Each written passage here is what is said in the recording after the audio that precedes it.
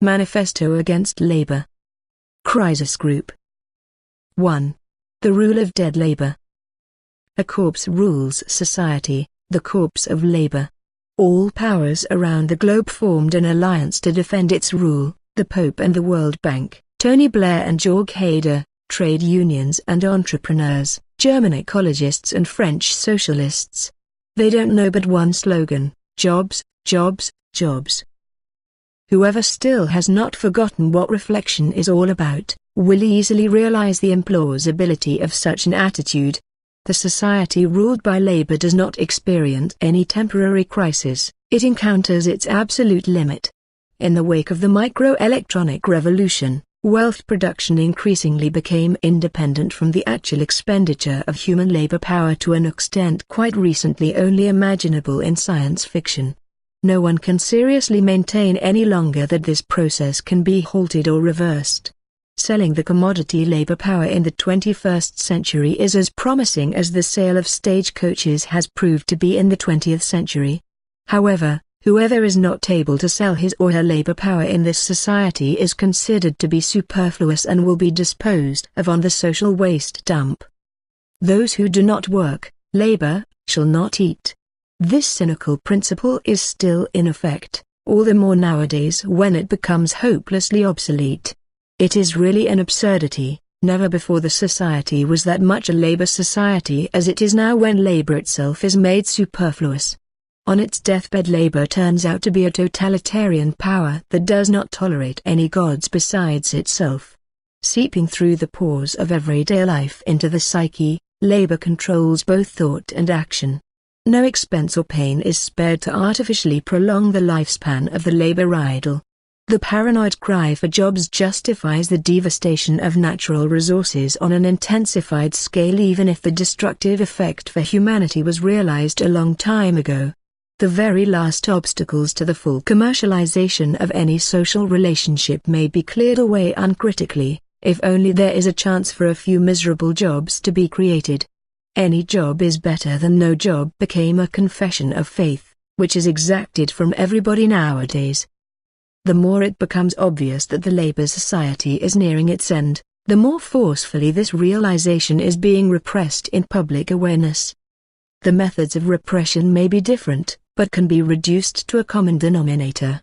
The globally evident fact that labor proves to be a self-destructive end in itself is stubbornly redefined into the individual or collective failure of individuals, companies, or even entire regions, as if the world is under the control of a universal idée fixe.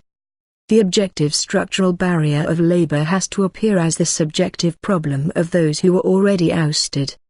To some people, unemployment is the result of exaggerated demands, low performance or missing flexibility. To others, unemployment is due to the incompetence, corruption, or greed of their politicians or business executives, let alone the inclination of such leaders to pursue policies of treachery. In the end, all agree with Roman Herzog, the ex-president of Germany, who said that all over the country everybody has to pull together as if the problem was about the motivation of, let us say, a football team or a political sect. Everybody shall keep his or her nose to the grindstone, even if the grindstone got pulverized. The gloomy meta-message of such incentives cannot be misunderstood. Those who fail in finding favor in the eyes of the labor idol have to take the blame, can be written off and pushed away. Such a law on how and when to sacrifice humans is valid all over the world. One country after the other gets broken under the wheel of economic totalitarianism, thereby giving evidence for the one and only truth: the country has violated the so-called laws of the market economy. The logic of profitability will punish any country that does not adapt itself to the blind working of total competition unconditionally and without regard to the consequences. The great white hope of today is the business rubbish of tomorrow. The raging economical psychotics won't get shaken in their bizarre worldview, though. Meanwhile, 3/4 of the global population were more or less declared to be social litter. One capitalist center after the other is dashed to pieces. After the breakdown of the developing countries and after the failure of the state capitalist squad of the global labor society, the East Asian model pupils of market economy have vanished into limbo. Even in Europe, social panic is spreading. However, the Don Quixotes in politics and management even more grimly continue to crusade in the name of the labor idol. Everyone must be able to live from his work is the propounded principle. Hence that one can live is subject to a condition and there is no right where the qualification cannot be fulfilled. Johann Gottlieb Fichte, Foundations of Natural Law according to the Principles of Scientific Theory, 1797. 2. The neoliberal apartheid society.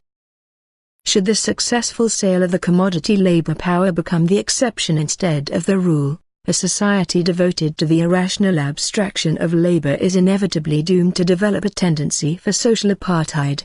All factions of the comprehensive all-parties consensus on labor, so to say the labor camp, on the quiet accepted this logic long ago and even took over a strictly supporting role.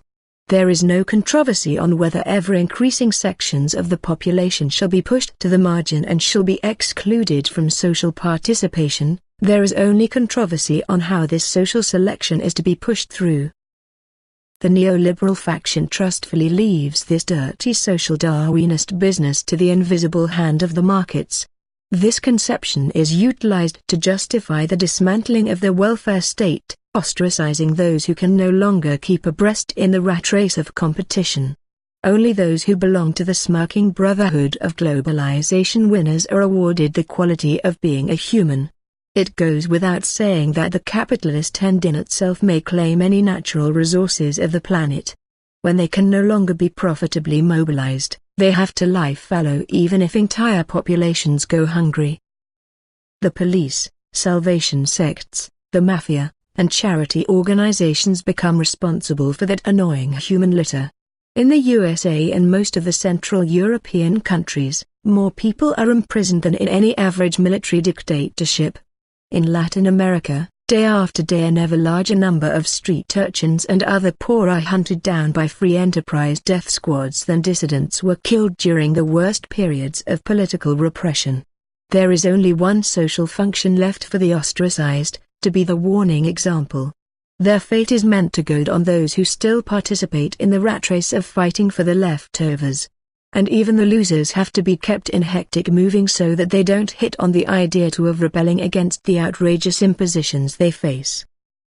Nevertheless, even at the price of self-annihilation, for most people the brave new world of the totalitarian market economy will only provide for a life in shadow as shadow humans in a shady economy. As low-wage slaves and democratic serfs of the service society, they will have to fawn on the well-off winners of globalization. The modern working poor may shine the shoes of the last businessman of the dying labor society, may sell contaminated hamburgers to them, or may join the security corps to guard their shopping malls. Those who left behind their brain on the coat rack may dream of working their way up to the position of a service industry millionaire. In Anglo-Saxon countries this horror scenario is reality meanwhile as it is in third world countries and Eastern Europe, and Euroland is determined to catch up in rapid strides. The relevant financial papers make no secret of how they imagine the future of labor. The children in third world countries who wash windscreens at polluted crossroads are depicted as the shining example of entrepreneurial initiative and shall serve as a role model for the jobless in the respective local service desert. The role model for the future is the individual as the entrepreneur of his own labor power, being provident and solely responsible for all his own life, says the Commission on Future Social Questions of the Free States of Bavaria and Saxony. In addition, there will be stronger demand for ordinary person-related services, if the services rendered become cheaper, that is if the service provider will earn lower wages. In a society of human self-respect, such a statement would trigger off social revolt. However, in a world of domesticated workhorses, it will only engender a helpless nod. The crook has destroyed working and taken away the worker's wage even so. Now he, the worker, shall labor without a wage while picturing to himself the blessing of success and profit in his prison cell. By means of forced labor he shall be trained to perform moral labor as a free personal act.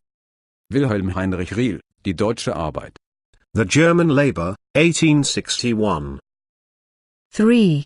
The neo-welfare apartheid state. The anti-neoliberal faction of the socially all-embracing labor camp cannot bring itself to the liking of such a perspective. On the other hand, they are deeply convinced that a human being that has no job is not a human being at all. Nostalgically fixated on the post-war era of mass employment, they are bound to the idea of reviving the labor society. The state administration shall fix what the markets are incapable of. The purported normality of a labor society is to be simulated by means of job programs, municipally organized compulsory labor for people on dole or welfare, subsidies, public debt, and other policies of this sort. This half-hearted rehash of a state-regulated labor camp has no chance at all, but remains to be the ideological point of departure for broad stratums of the population who are already on the brink of disaster. Doomed to fail, such steps put into practice are anything else but emancipatory. The ideological transformation of scarce labor, tight labor market, into a prime civil right necessarily excludes all foreigners. The social logic of selection then is not questioned, but redefined. The individual struggle for survival shall be diffused by means of ethnic-nationalistic criteria. Domestic treadmills only for native citizens is the outcry deep from the bottom of the people's soul, who are suddenly able to combine motivated by their perverse lust for labor. Right-wing populism makes no secret of such sentiment. Its criticism of rival society only amounts to ethnic cleansing within the shrinking zones of capitalist wealth. Whereas the moderate nationalism of Social Democrats or Greens is set on treating the old established immigrants like natives and can even imagine naturalizing those people should they be able to prove themselves harmless and affable. Thereby the intensified exclusion of refugees from the Eastern and African world can be legitimized in a populist manner even better and without getting into a fuss. Of course, the whole operation is well obscured by talking 19 to the dozen about humanity and civilization. Manhunts for illegal immigrants allegedly sneaking in domestic jobs shall not leave behind nasty bloodstains or burn marks on German soil. Rather it is the business of the border police, police forces in general, and the buffer states of Singenland, which dispose of the problem lawfully and best of all far away from media coverage. The state-run labor simulation is violent and repressive by birth. It stands for the absolute will to maintain the rule of the labor idol by all means, even after its decease. This labor bureaucratic fanaticism will not grant peace to those who resorted to the very last hideouts of a welfare state already fallen into ruins, that is to the ousted, jobless, or non-competitive, let alone to those refusing to labor for good reasons. Welfare workers and employment agents will haul them before the official interrogation commissions, forcing them to kowtow before the throne of the ruling corpse. Usually the accused is given the benefit of doubt, but here the burden of proof is shifted. Should the ostracized not want to live on air and Christian charity for their further lives, they have to accept whatsoever dirty and slave work, or any other absurd occupational therapy cooked up by job creation schemes, just to demonstrate their unconditional readiness for labor. Whether such job has rhyme or reason, not to mention any meaning, or is simply the realization of pure absurdity, does not matter at all. The main point is that the jobless are kept moving to remind them incessantly of the one and only law governing their existence on earth. In the old days people worked to earn money. Nowadays the government spares no expenses to simulate the labor paradise lost for some 100,000 people by launching bizarre job training schemes or setting up training companies in order to make them fit for regular jobs they will never get. Ever newer and sillier steps are taken to keep up the appearance that the idle running social treadmills can be kept in full swing to the end of time. The more absurd the social constraint of labor becomes, the more brutally it is hammered into the people's head that they cannot even get a piece of bread for free. In this respect New Labour and its imitators all over the world concur with a neoliberal scheme of social selection. In simulating jobs and holding out beguiling prospects of a wonderful future for the labor society, a firm moral legitimacy is created to crack down on the jobless and labor objectors more fiercely. At the same time compulsory labor, subsidized wages, and so-called honorary citizen activity bring down labor cost, entailing a massively inflated low-wage sector and an increase in other lousy jobs of that sort. The so-called activating workfare does even not spare persons who suffer from chronic disease or single mothers with little children. Recipients or social benefits are released from this administrative stranglehold only as soon as the nameplate is tied to their toe, that is in mortuary. The only reason for such state obtrusiveness is to discourage as many people as possible from claiming benefits at all by displaying dreadful instruments of torture. Any miserable job must appear comparatively pleasant. Officially the paternalist state always only swings the whip out of love and with the intention of sternly training its children, denounced as work-shy, to be tough in the name of their better progress. In fact, the pedagogical measures only have the goal to drum the wards out. What else is the idea of conscripting unemployed people and forcing them to go to the fields to harvest asparagus, in Germany? It is meant to push out the Polish seasonal workers, who accept slave wages only because the exchange rate turns the pittance they get into an acceptable income at home. Forced laborers are neither helped nor given any vocational perspective with this measure. Even for the asparagus growers, the disgruntled academics and reluctant skilled workers, favored to them as a present, are nothing but a nuisance.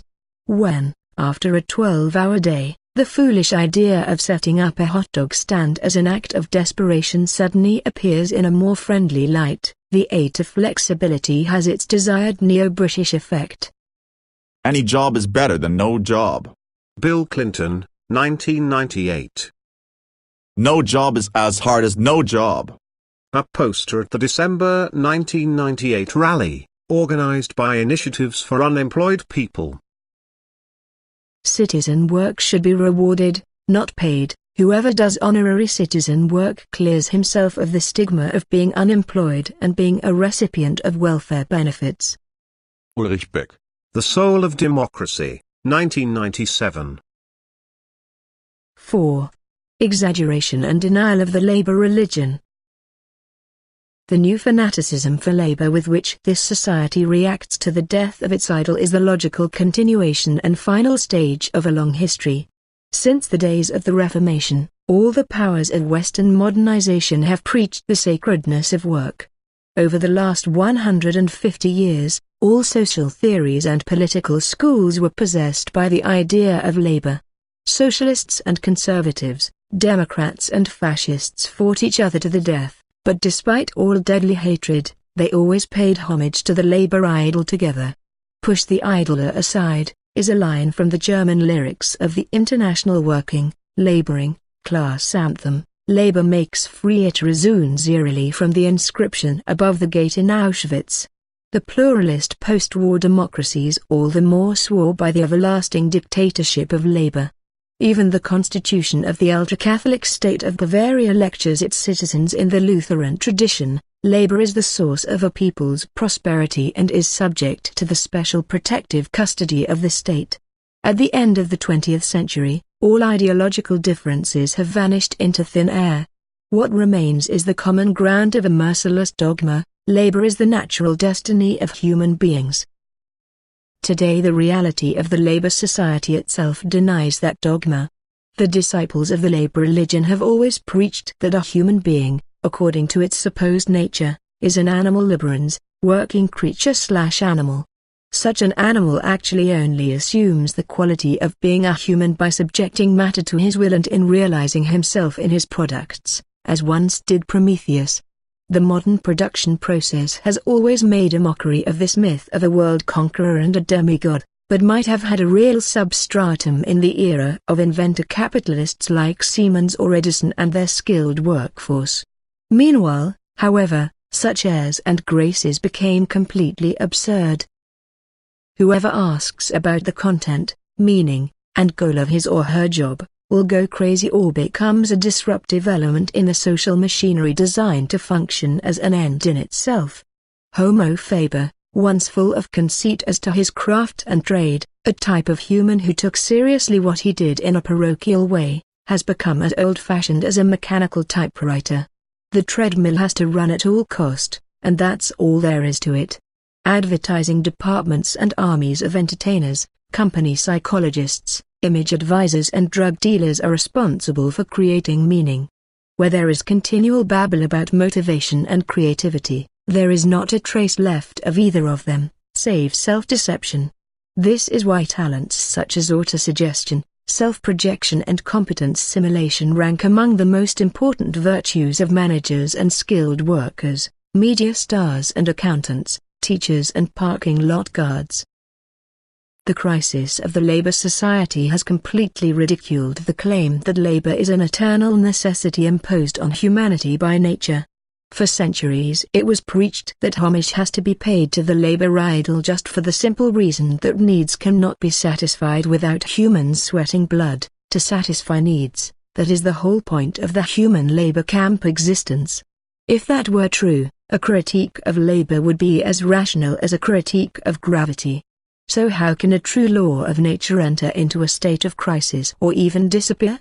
The floor leaders of the society's labor camp factions, from neoliberal gluttons for caviar to labor unionist beer bellies, find themselves running out of arguments to prove the pseudo-nature of labor.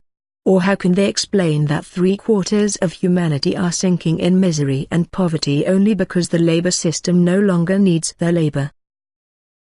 It is not the curse of the Old Testament "in the sweat of your face you shall eat your bread" that is to burden the ostracized any longer, but a new and inexorable condemnation: you shall not eat because your sweat is superfluous and unmarketable.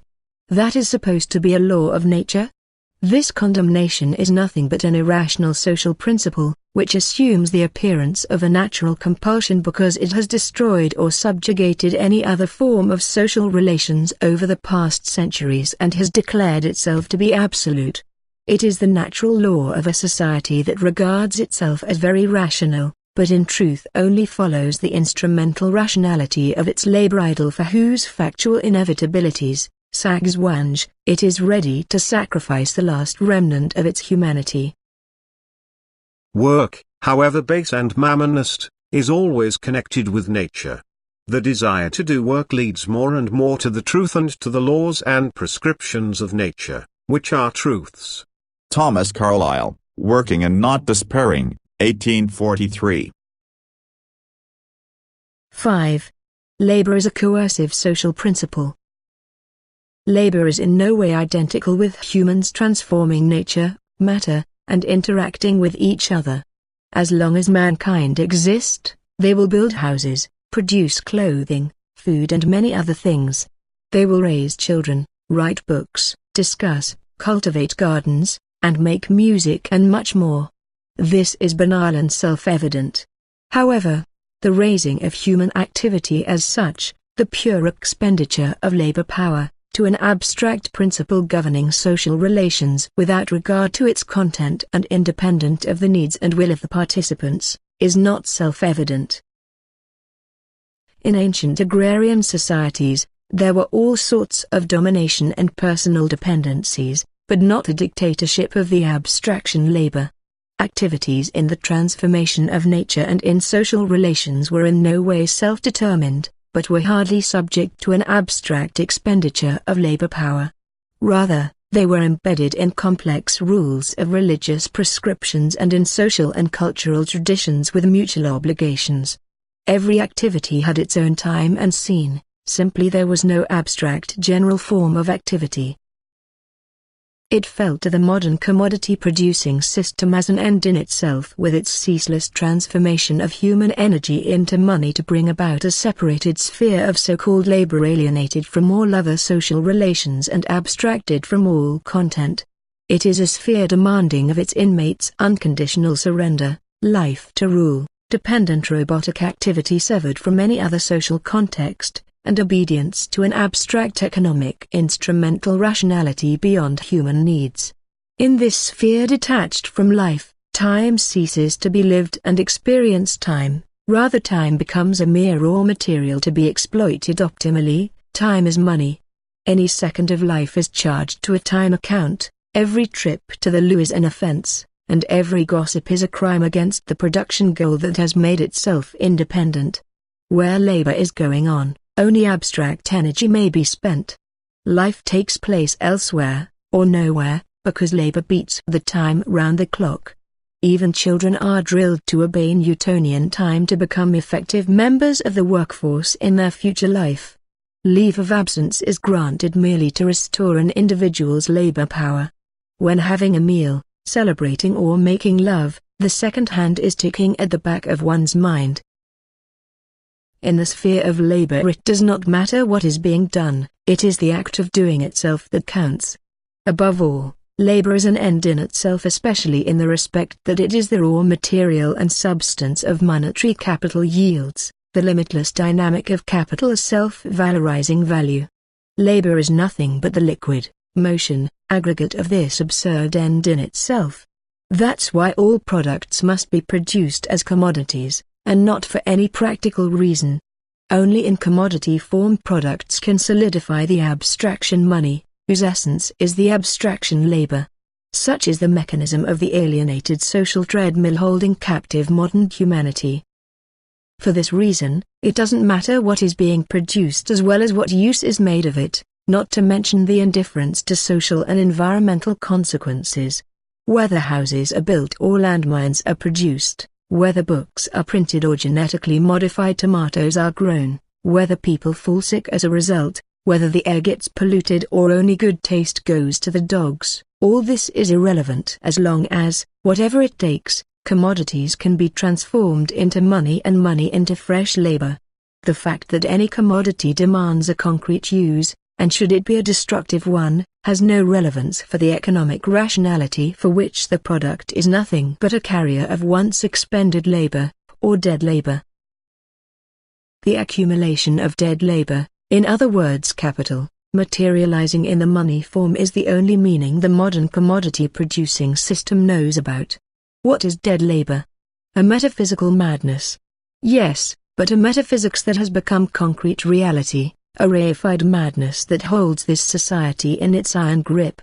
In perpetual buying and selling, people don't interact as self-reliant social beings, but only execute the presupposed end in itself as social automatons. The worker, laborer, feels to be himself outside work and feels outside himself when working. He is at home when he does not work. When he works, he is not at home.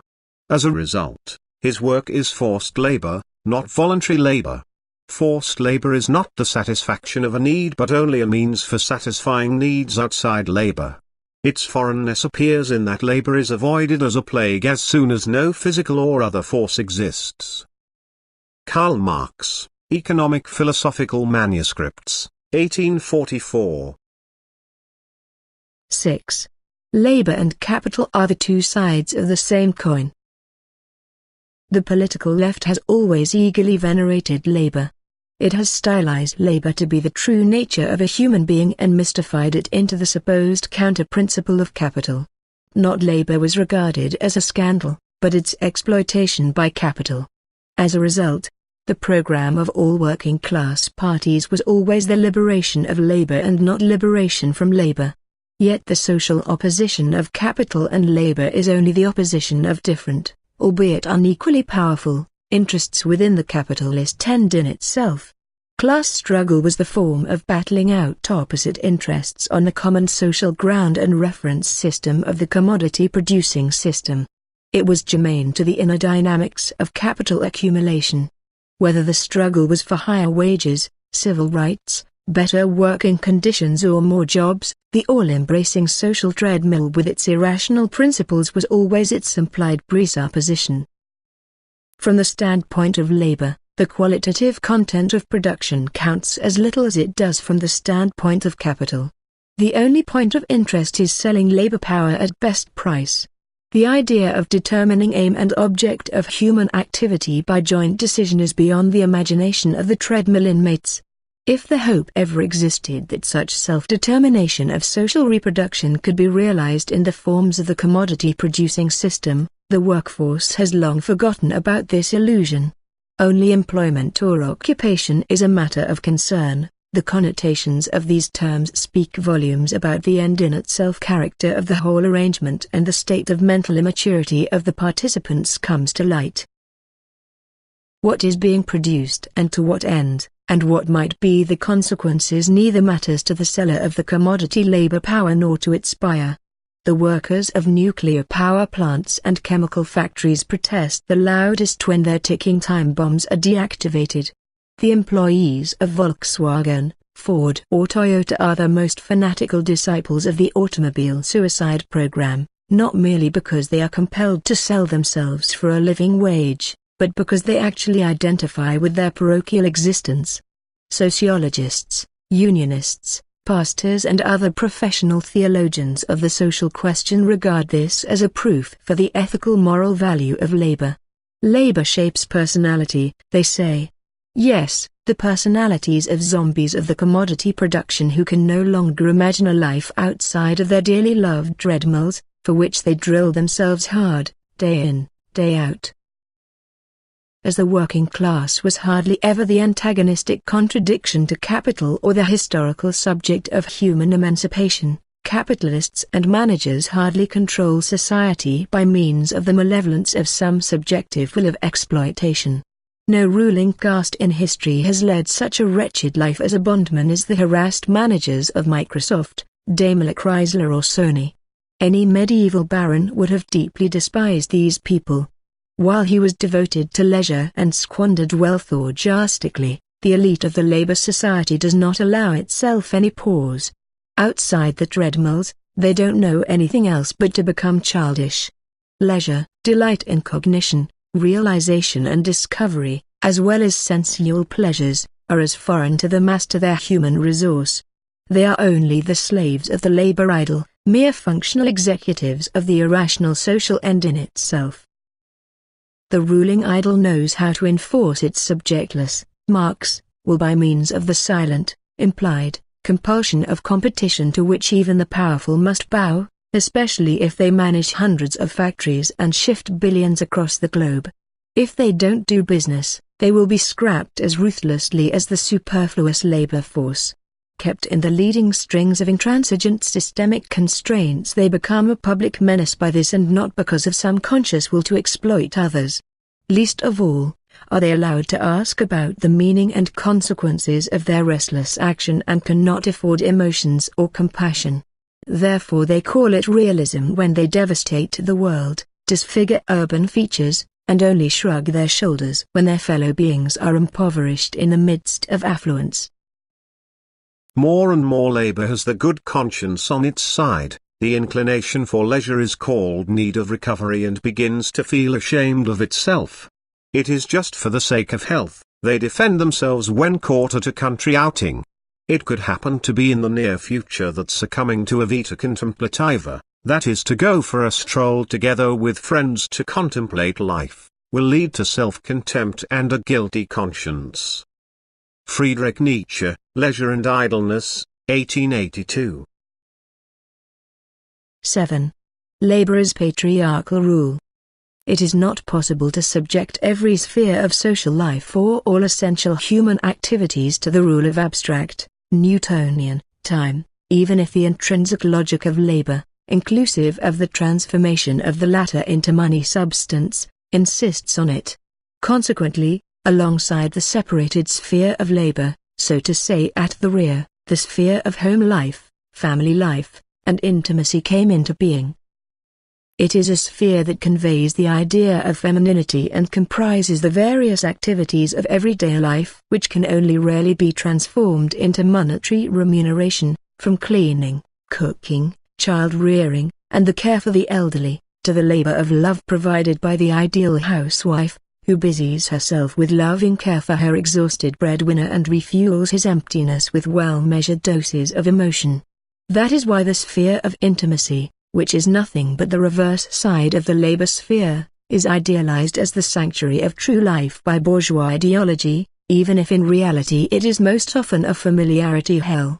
In fact, it is not a sphere of better or true life, but a parochial and reduced form of existence, a mere mirror inversion subject to the very same systemic constraints, that is labor.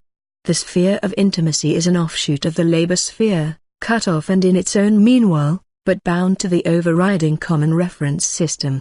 Without the social sphere of female labor, the labor society would actually never have worked. The female sphere is the implied precondition of the labor society and at the same time its specific result. The same applies to the gender stereotypes being generalized in the course of the developing commodity-producing system. It was no accident that the image of the somewhat primitive, instinct-driven, irrational, and emotional woman solidified only along with the image of the civilized, rational and self-restrained male workaholic and became a mass prejudice finally.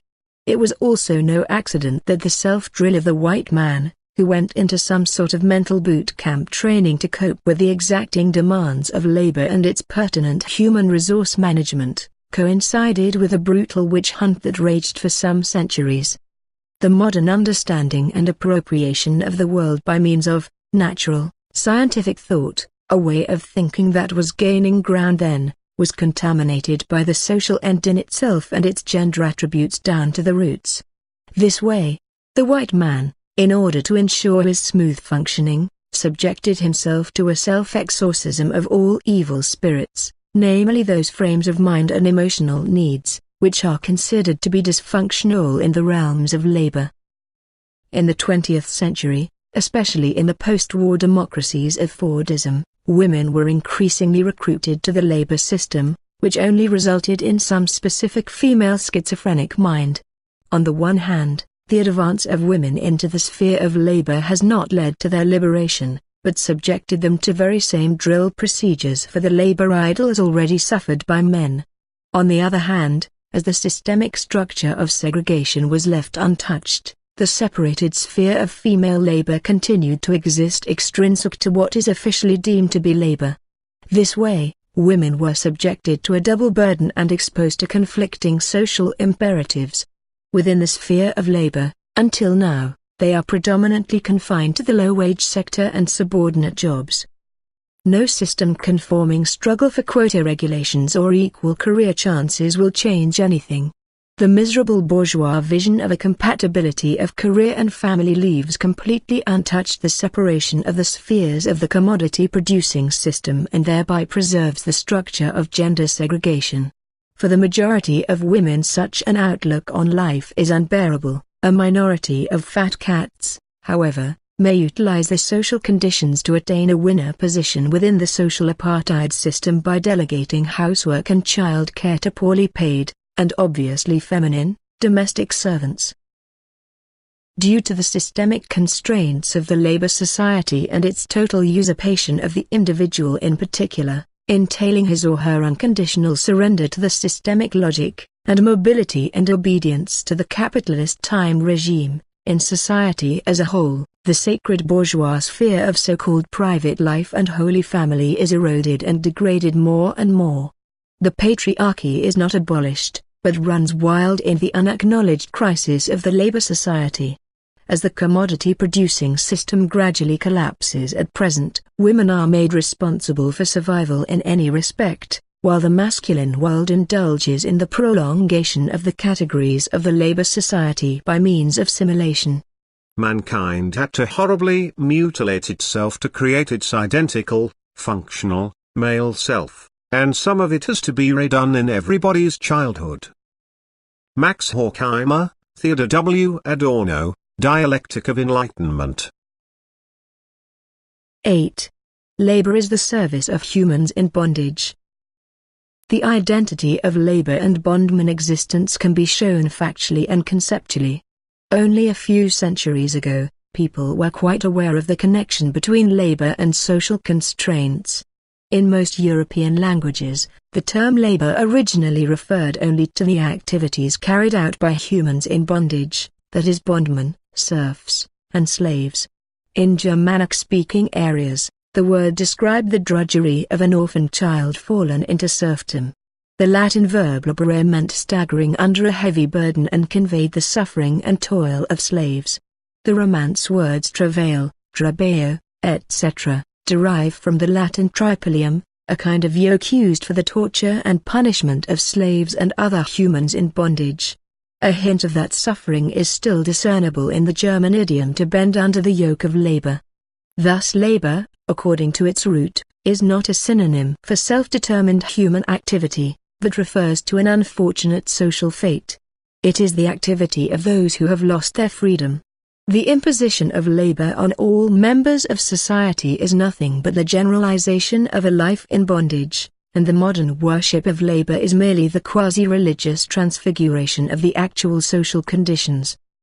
For the individuals, however, it was possible to repress the conjunction between labor and bondage successfully and to internalize the social impositions because in the developing commodity-producing system, the generalization of labor was accompanied by its reification. Most people are no longer under the thumb of a personal master. Human interdependence transformed into a social totality of abstract domination, discernible everywhere, but proving elusive. Where everyone has become a slave, everyone is simultaneously a master, that is to say a slaver of his own person and his very own slave driver and warder. All obey the opaque system idol, the big brother of capital valorization, who harnessed them to the tripalium. 9. The bloody history of labor. The history of the modern age is the history of the enforcement of labor, which brought devastation and horror to the planet in its trail. The imposition to waste the most of one's lifetime under abstract systemic orders was not always as internalized as today. Rather, it took several centuries of brute force and violence on a large scale to literally torture people into the unconditional service of the labor idol. It did not start with some innocent market expansion meant to increase the wealth of His or Her Majesty's subjects, but with the insatiable hunger for money of the absolutist apparatus of state to finance the early modern military machinery. The development of urban merchants and financial capital beyond traditional trade relations only accelerated through this apparatus, which brought the whole society in a bureaucratic stranglehold for the first time in history.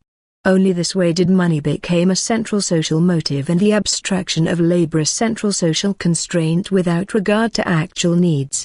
Most people didn't voluntarily go over to production for anonymous markets and thereby to a general cash economy, but were forced to do so because the absolutist hunger for money led to the levy of pecuniary and ever-increasing taxes, replacing traditional payment in kind. It was not that people had to earn money for themselves, but for the militarized early modern firearms state, its logistics, and its bureaucracy. This way the absurd end in itself of capital valorization and thus of labor came into the world. Only after a short time revenue became insufficient. The absolutist bureaucrats and finance capital administrators began to forcibly and directly organize people as the material of a social machinery for the transformation of labor into money. The traditional way of life and existence of the population was vandalized as this population was earmarked to be the human material for the valorization machine put on steam. Peasants and yeomen were driven from their fields by force of arms to clear space for sheep farming, which produced the raw material for the wool manufactories. Traditional rights like free hunting, fishing, and wood gathering in the forests were abolished. When the impoverished masses then marched through the land begging and stealing, they were locked up in workhouses and manufactories and abused with labor torture machines to beat the slave consciousness of a submissive serf into them. The floating rumor that people gave up their traditional life of their own accord to join the armies of labor on account of the beguiling prospects of labor society is a downright lie. The gradual transformation of their subjects into material for the money-generating labor idol was not enough to satisfy the absolutist monster states. They extended their claim to other continents. Europe's inner colonization was accompanied by outer colonization, first in the Americas, then in parts of Africa. Here the whip masters of labor finally cast aside all scruples. In an unprecedented crusade of looting, destruction and genocide, they assaulted the newly discovered worlds. The victims overseas were not even considered to be human beings. However, the cannibalistic European powers of the dawning labor society defined the subjugated foreign cultures as savages and cannibals. This provided the justification to exterminate or enslave millions of them. Slavery in the colonial plantations and raw materials industry, to an extent exceeding ancient slaveholding by far, was one of the founding crimes of the commodity-producing system. Here extermination by means of labor was realized on a large scale for the first time. This was the second foundation crime of the labor society. The white man, already branded by the ravages of self-discipline, could compensate for his repressed self-hatred and inferiority complex by taking it out on the savages. Like the woman, indigenous people were deemed to be primitive halflings ranking in between animals and humans. It was Immanuel Kant's keen conjecture that baboons could talk if they only wanted and didn't speak because they feared being dragged off to labor. Such grotesque reasoning casts a revealing light on the Enlightenment. The repressive labor ethos of the modern age, which in its original Protestant version relied on God's grace and since the Enlightenment on natural law, was disguised as a civilizing mission. Civilization in this sense means the voluntary submission to labor, and labor is male, white and Western. The opposite, the non-human, amorphous, and uncivilized nature, is female, colored and exotic, and thus to be kept in bondage. In a word, the universality of the labor society is perfectly racist by its origin. The universal abstraction of labor can always only define itself by demarcating itself from everything that can't be squared with its own categories. The modern bourgeoisie, who ultimately inherited absolutism, is not a descendant of the peaceful merchants who once traveled the old trading routes. Rather it was the bunch of condottieri, early modern mercenary gangs, poorhouse overseers, penitentiary wards, the whole lot of farmers general, slave drivers and other cutthroats of this sort, who prepared the social hotbed for modern entrepreneurship. The bourgeois revolutions of the 18th and 19th century had nothing to do with social emancipation. They only restructured the balance of power within the arising coercive system, separated the institutions of the labor society from the antiquated dynastic interests and pressed ahead with reification and depersonalization. It was the glorious French Revolution that histrionically proclaimed compulsory labor, enacted a law on the elimination of begging and arranged for new labor penitentiaries without delay. This was the exact opposite of what was struggled for by rebellious social movements of a different character flaring up on the fringes of the bourgeois revolutions. Completely autonomous forms of resistance and disobedience existed long before, but the official historiography of the modern labor society cannot make sense of it. The producers of the old agrarian societies, who never put up with feudal rule completely, were simply not willing to come to terms with the prospect of forming the working class of a system extrinsic to their life. An uninterrupted chain of events, from the peasants' revolts of the 15th and 16th century, the Luddite uprisings in Britain, later on denounced as the revolt of backwards fools, to the Silesian weavers' rebellion in 1844, gives evidence for the embittered resistance against labor. Over the last centuries, the enforcement of the labor society and the sometimes open and sometimes latent civil war were one and the same. The old agrarian societies were anything but heaven on earth. However, the majority experienced the enormous constraints of the dawning labor society as a change to the worse and a time of despair.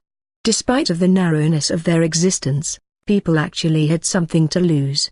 What appears to be the darkness and plague of the misrepresented Middle Ages to the erroneous awareness of the modern times is in reality the horror of the history of modern age. The working hours of a modern white-collar or factory employee are longer than the annual or daily time spent on social reproduction by any pre-capitalist or non-capitalist civilization inside or outside Europe.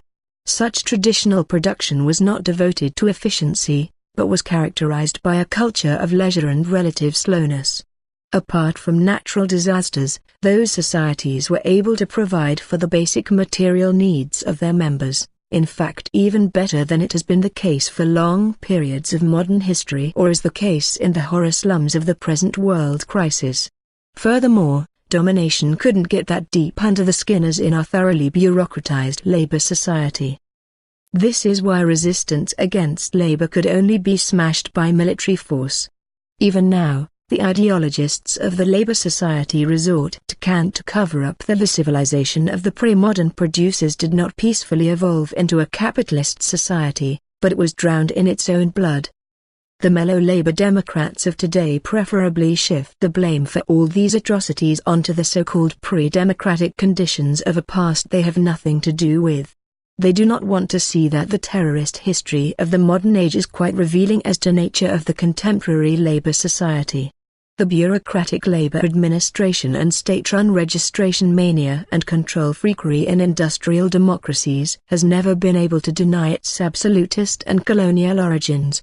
By means of ongoing reification to create an impersonal systemic context, the repressive human resource management, carried out in the name of the Labour ideal, has even intensified and meanwhile pervades all spheres of life. Due to today's agony of Labour, the iron bureaucratic grip can be felt as it was felt in the early days of the Labour Society. Labour administration turns out to be a coercive system that has always organized social apartheid and seeks in vain to banish the crisis by means of democratic state slavery. At the same time, the evil colonial spirit returns to the countries at the periphery of capitalist wealth, national economies that are already ruined by the dozen. This time, the International Monetary Fund assumes the position of an official receiver to bleed white the leftovers. After the decease of its idol, the Labour Society, still hoping for deliverance, falls back on the methods of its founding crimes, even though it is already beyond salvation. The barbarian is lazy and differs from the scholar by musing apathetically, since practical culture means to busy oneself out of habit and to feel a need for occupation. Georg W. F. Hegel, General Outlines of the Philosophy of Right, 1821. Actually, one begins to feel that this kind of labor is the best police conceivable, because it keeps a tight rein on everybody, hindering effectively the evolution of sensibility, aspiration, and the desire for independence. For labor consumes nerve power to an extraordinary extent, depleting the latter as to contemplation, musing, dreaming, concern, love, hatred. Friedrich Nietzsche, The Eulogists of Labor, 1881. 10. The working class movement was a movement for labor. The historical working class movement, which did not rise until long after the fall of the old social revolts, did not longer struggle against the impositions of labor but developed an over-identification with the seemingly inevitable. The movement's focus was on workers' rights and the amelioration of living conditions within the reference system of the Labour Society, whose social constraints were largely internalized. Instead of radically criticizing the transformation of human energy into money as an irrational end in itself, the workers' movement took the standpoint of labor and understood capital valorization as a neutral given fact. Thus the workers' movement stepped into the shoes of absolutism, Protestantism and bourgeois enlightenment. The misfortune of labor was converted into the false pride of labor, redefining the domestication the fully fledged working class had went through for the purposes of the modern ideal into a human right. The domesticated helots, so to speak, ideologically turned the tables and developed a missionary fervor to demand both the right to work and a general obligation to work. They didn't fight the bourgeois in their capacity as the executives of the Labour Society but abused them, just the other way around, in the name of labor, by calling them parasites. Without exception, all members of the society should be forcibly recruited to the armies of labor. The workers' movement itself became the pacemaker of the capitalist Labour Society, enforcing the last stages of reification within the labor system's development process and prevailing against the narrow-minded bourgeois officials of the 19th and early 20th century.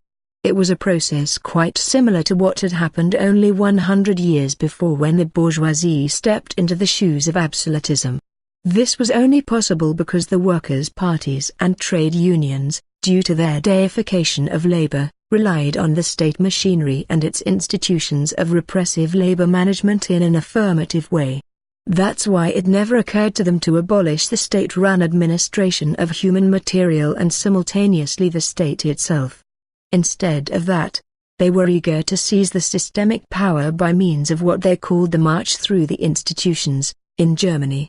Thereby, like the bourgeoisie had done earlier, The workers' movement adopted the bureaucratic tradition of labor management and storekeeping of human resources, once conjured up by absolutism. However, the ideology of a social generalization of labor required a reconstruction of the political sphere. The system of estates with its differentiation as to political rights, for example class system of franchise, being in force when the labor system was just halfway carried through, had to be replaced by the general democratic equality of the finalized labor state. Furthermore, any unevenness in the running of the valorization machine, especially when felt as a harmful impact by society as whole, had to be balanced by welfare state intervention. In this respect, too, it was the workers' movement who brought forth the paradigm. Under the name social democracy it became the largest bourgeois action group in history, but got trapped in its own snare though. In a democracy anything may be subject to negotiation except for the intrinsic constraints of the labor society, which constitute the axiomatic preconditions implied. What can be on debate is confined to the modalities and the handling of those constraints. There is always only a choice between Coca-Cola and Pepsi, between pestilence and cholera, between impudence and dullness, between Kohl and Schroeder. The democracy inherent in the labor society is the ever most perfidious system of domination in history, a system of self-oppression. That's why such a democracy never organizes its members' free decision on how the available resources shall be utilized, but is only concerned with the constitution of the legal fabric forming the reference system for the socially segregated labor monads compelled to market themselves under the law of competition. Democracy is the exact opposite of freedom. As a consequence, the laboring humans are necessarily divided into administrators and subjects of administration, employers and employees, in the true sense of the word, functional elite and human material. The inner structures of political parties, applying to labor parties in particular, are a true image of the prevailing social dynamic. Leaders and followers, celebrities and celebrators, nepotism networks and opportunists, those interrelated terms are producing evidence of the essence of a social structure that has nothing to do with free debate and free decision. It is a constituent part of the logic of the system that the elite itself is just a dependent functional element of the labor idol and its blind resolutions. Ever since the Nazis seized power, any political party is a labor party and a capitalist party at the same time. In the developing societies of the East and South, the labor parties mutated into parties of state terrorism to enable catch-up modernization. In Western countries they became part of a system of people's parties with exchangeable party manifestos and media representatives. Class struggle is all over because labor society's time is up. As the labor society is passing away, classes turn out to be mere functional categories of a common social fetish system. Whenever social democrats, Greens, and post-communists distinguish themselves by outlining exceptionally perfidious repression schemes, they prove to be nothing but the legitimate heirs of the workers' movement, which never wanted anything else but labor at all cost. Labor has to wield the scepter, serfdom shall be the idler's fate, labor has to rule the world as labor is the essence of the world. Friedrich Stampfe, Der Arbeit Ehre. In Honor of Labor, 1903. 11. The crisis of labor. For a short historical moment after the Second World War, it seemed that the labor society, based on Fordistic industries, had consolidated into a system of eternal prosperity, pacifying the unbearable end in itself by means of mass consumption and welfare state amenities. Apart from the fact that this idea was always an idea of democratic helots, meant to become reality only for a small minority of world population, it has turned out to be foolish even in the capitalist centers. With the third industrial revolution of microelectronics, the labor society reached its absolute historical barrier. That this barrier would be reached sooner or later was logically foreseeable. From birth, the commodity-producing system suffers from a fatal contradiction in terms. On the one hand, it lives on the massive intake of human energy generated by the expenditure of pure labor power, the more the better. On the other hand, The law of operational competition enforces a permanent increase in productivity, bringing about the replacement of human labor power by scientific operational industrial capital. This contradiction in terms was in fact the underlying cause for all of the earlier crises, among them the disastrous world economic crisis of 1929–33. Due to a mechanism of compensation, it was possible to get over those crises time and again. After a certain incubation period, then based on the higher level of productivity attained, the expansion of the market to fresh groups of buyers led to an intake of more labor power in absolute numbers than was previously rationalized away. Less labor power had to be spent per product, but more goods were produced absolutely to such an extent that this reduction was overcompensated. As long as product innovations exceeded process innovations, it was possible to transform the self-contradiction of the system into an expansion process. The striking historical example is the automobile. Due to the assembly line and other techniques of Taylorism, work-study expertise, first introduced in Henry Ford's auto factory in Detroit, the necessary labor time per auto was reduced to a fraction. Simultaneously, the working process was enormously condensed, so that the human material was trained many times over the previous level in ratio to the same labor time interval. Above all, the car, up to then a luxury article for the upper 10,000, could be made available to mass consumption due to the lower price. This way the insatiable appetite of the labor idol for human energy was satisfied on a higher level despite rationalized assembly line production in the times of the Second Industrial Revolution of Fordism. At the same time, the auto is a case in point for the destructive character of the highly developed mode of production and consumption in the labor society. In the interest of the mass production of cars and private car use on a huge scale, the landscape is being buried under concrete and the environment is being polluted. And people have resigned to the undeclared Third World War raging on the roads and routes of this world, a war claiming millions of casualties, wounded and maimed year in, year out, by just shrugging it off. The mechanism of compensation becomes defunct in the course of the Third Industrial Revolution of microelectronics.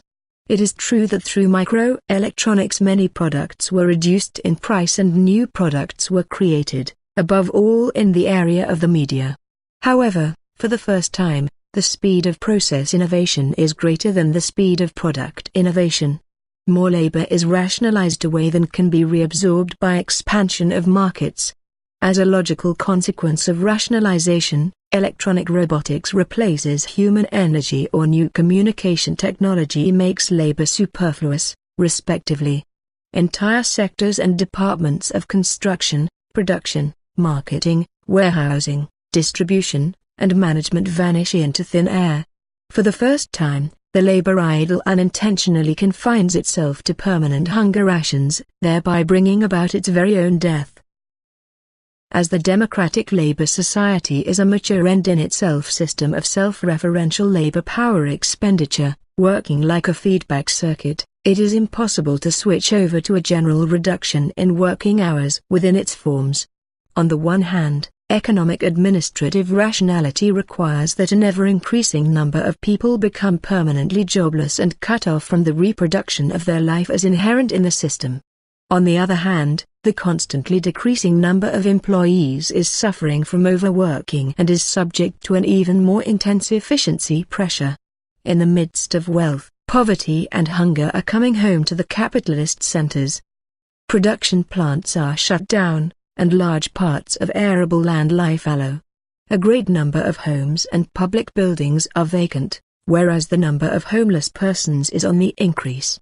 Capitalism becomes a global minority event. In its distress, the dying labor idol has become auto-cannibalistic. In search of remaining labor food, capital breaks up the boundaries of national economy and globalizes by means of nomadic cutthroat competition. Entire regions of the world are cut off from the global flows of capital and commodities.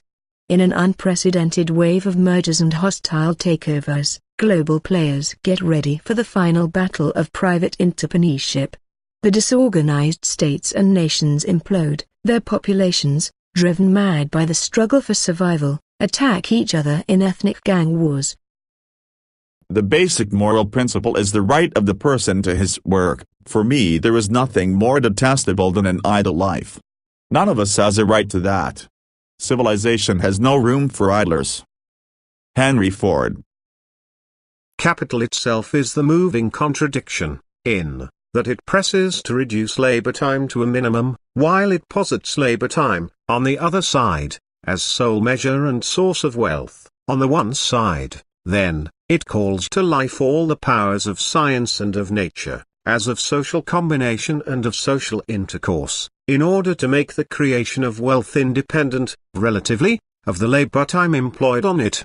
On the other side, it wants to use labor time as the measuring rod for the giant social forces thereby created, and to confine them within the limits required to maintain the already created value as value. Karl Marx, Foundation of the Critique of Political Economy, 1857 12. The end of politics. Necessarily the crisis of labor entails the crisis of state and politics. In principle, the modern state owes its career to the fact that the commodity-producing system is in need of an overarching authority guaranteeing the general preconditions of competition, the general legal foundations, and the preconditions for the valorization process, inclusive of a repression apparatus in case human material defaults the systemic imperatives and becomes insubordinate. Organizing the masses in the form of bourgeois democracy, the state had to increasingly take on socio-economic functions in the 20th century. Its function is not limited to the provision of social services but comprises public health, transportation, communication and postal service, as well as infrastructures of all kind. The latter state-run or state-supervised services are essential for the working of the labor society, but cannot be organized as a private enterprise valorization process. Privatized public services are most often nothing but state consumption in disguise. The reason for that is that such infrastructure must be available for the society as a whole on a permanent basis and cannot follow the market cycles of supply and demand. As the state is not a valorization unit in its own and thus not able to transform labor into money, it has to skim off money from the actual valorization process to finance its state functions. If the valorization of value comes to a standstill, the coffers of state empty. The state, purported to be the social sovereign, proves to be completely dependent on a blindly raging, fetishized economy specific to the labor society. The state may pass as many bills as it wants, if the forces of production, the general powers of humanity, outgrow the system of labor, positive law, constituted and applicable only in relation to the subjects of labor, leads nowhere. As a result of the ever-increasing mass unemployment, revenues from the taxation of earned income drain away. The social security net trips as soon as the number of superfluous people constitutes a critical mass that has to be fed by the redistribution of monetary yields generated elsewhere in the capitalist system. However, with the rapid concentration process of capital in crisis, exceeding the boundaries of national economies, state revenues from the taxation of corporate profits drain away as well. The compulsions thereby exerted by transnational corporations on national economies, who are competing for foreign investment, result in tax dumping, dismantling of the welfare state, and the downgrading of environment protection standards. That is why the democratic state mutates into a mere crisis administrator. The more the state approaches financial emergency, the more it is reduced to its repressive core. Infrastructures are cut down to proportions just meeting the requirements of transnational capital. As it was once the case in the colonies, social logistics are increasingly restricted to a few economic centers while the rest of the territory becomes wasteland. Whatever can be privatized is privatized, even if more and more people are excluded from the most essential supplies. When the valorization of value concentrates on only a few world market havens, a comprehensive supply system to satisfy the needs of the population as a whole does not matter any longer. Whether there is train service or postal service available is only relevant in respect to trade, industry, and financial markets. Education becomes the privilege of the globalization winners. Intellectual, artistic, and theoretical culture is weighed against the criterion of marketability and fades away. A widening financing gap ruins public health service, giving rise to a class system of medical care. Surreptitiously and gradually at the beginning, eventually with callous candor, the law of social euthanasia is promulgated. Because you are poor and superfluous, you will have to die early. In the fields of medicine, education, culture, and general infrastructure, knowledge, skill, techniques and methods along with the necessary equipment are available in abundance. However, pursuant to the subject to sufficient funds clause, the latter objectifying the irrational law of the labor society, any of those capacities and capabilities has to be kept under lock and key, or has to be demobilized and scrapped. The same applies to the means of production in farming and industry as soon as they turn out to be unprofitable.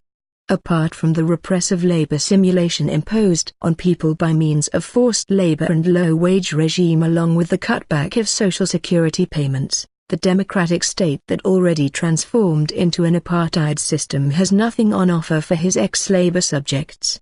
At a more advanced stage, the administration as such will disintegrate. The state apparatus will degenerate into a corrupt kleptocracy, the armed forces into mafia-structured war gangs, and police forces into highwaymen. No policy conceivable can stop this process or even reverse it. By its essence, politics is related to social organization in the form of state. When the foundations of the state edifice crumble, politics and policies become baseless.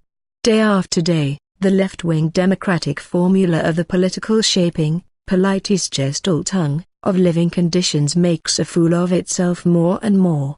Apart from endless repression, the gradual elimination of civilization, and support for the terror of economy, there is nothing left to shape. As the social end in itself specific to the labor society is an axiomatic presupposition of Western democracy, there is no basis for political democratic regulation when labor is in crisis. The end of labor is the end of politics. 13. The casino capitalist simulation of labor society. The predominant social awareness deceives itself systematically about the actual state of the labor society. Collapsing regions are excommunicated ideologically, labor market statistics are distorted unscrupulously, and forms of impoverishment are simulated away by the media. Simulation is the central feature of crisis capitalism anyway. This is also true for the economy itself. If, at least in the countries at the heart of the Western world, it seems that capital accumulation is possible without labor employed and that money as a pure form is able to guarantee the further valorization of value out of itself, such appearance is owing to the simulation process going on at financial markets. As a mirror image of labor simulation by means of coercive measures imposed by the labor administration authorities, a simulation of capital valorization developed from the speculative uncoupling of the credit system and equity market from the actual economy. Present-time labor employed is replaced by the tapping of future-time labor that will never be employed in reality, capital accumulation taking place in some fictitious future too, so to speak. Monetary capital that no longer can profitably be reinvested in active assets, and is therefore unable to consume labor, has increasingly to resort to financial markets. Even the Fordistic boom of capital valorization in the heydays of the so-called economic miracle after World War II was not entirely self-sustaining. As it was impossible to finance the basic preconditions of labor society otherwise, the state turned to deficit spending to an unprecedented extent. The credit volume raised exceeded revenue from taxation by far. This means that the state pledged its future actual revenue as a collateral security. On the one hand, this way an investment opportunity for superfluous moneyed capital was created, it was lent to the state on interest. The state settled interest payment by raising fresh credit, thereby funneling back the borrowed money into economic circulation. On the other hand, this implies that social security expenditure and public spending on infrastructure was financed by way of credit. Hence, in terms of capitalist logic, an artificial demand was created which was not covered by productive labor power expenditure. By tapping its own future, the Labour Society prolonged the lifetime of the Fordistic boom beyond its actual span. This simulative element, being in operation even in times of a seemingly intact valorization process, came up against limiting factors in line with the amount of indebtedness of the state. Public debt crisis in the capitalist centers as well as in third world countries put an end to the stimulation of economic growth by means of deficit spending and laid the foundation for the triumphant advance of neoliberal deregulation policies. According to the liberal ideology, deregulation can only be effected in line with a sweeping reduction of the public sector share in national product. In reality, costs and expenses arising from crisis management, whether it is government spending on the repression apparatus or national expenditure for the maintenance of the simulation machinery, do compensate cost saving from deregulation and the reduction of state functions. In many states, the public sector share even expanded as a result. However, it was not possible to simulate the further accumulation of capital by means of deficit spending any longer. Consequently, in the 80s of last century, the additional creation of fictitious capital shifted to the equity market. No longer dividend, the share in real profit, is a matter of concern, rather it is stock price gains, the speculative increase in value of the legal title up to an astronomical magnitude, which counts. The ratio of real economy to speculative price movements turn upside down. The speculative price advance no longer anticipates real economic expansion, but conversely, the bull market of fictitious net profit generation simulates a real accumulation that no longer exists. Clinically dead, the labor idol is kept breathing artificially by means of a seemingly self-induced expansion of financial markets. Industrial corporations show profits that don't come from operating income, that is the production and sale of goods, a loss-making branch of business for a long time, but from the clever speculation of their financial departments in stocks and currency. The revenue items shown in the budgets of public authorities are not yielded by taxation or public borrowing, but by the keen participation of fiscal administrations in the financial gambling markets. Families and one-person households whose real income from wages or salaries is dropping dramatically, keep to their spending spree habit by using stocks and prospective price gains as a collateral for consumer credits. Once again, a new form of artificial demand is created, resulting in production and revenue built upon sandy ground. The speculative process is a dilatory tactic to defer the global economic crisis. As the fictitious increase in the value of legal titles is only the anticipation of future labor employed, to an astronomical magnitude, that will never be employed, the lid will be taken off the objectified swindle after a certain time of incubation. The breakdown of the emerging markets in Asia, Latin America, and Eastern Europe was just a first foretaste. It is only a question of time until the financial markets of the capitalist centers in the US, the EU, European Union, and Japan will collapse. These interrelations are completely distorted by the fetish awareness of the Labour Society, inclusive of traditional left-wing and right-wing critics of capitalism. Fixated on the Labour phantom, which was ennobled to be the transhistorical and positive precondition of human existence, they systematically confuse cause and effect. The speculative expansion of financial markets, which is the cause for the temporary deferment of crisis, is then just the other way around, detected to be the cause of the crisis.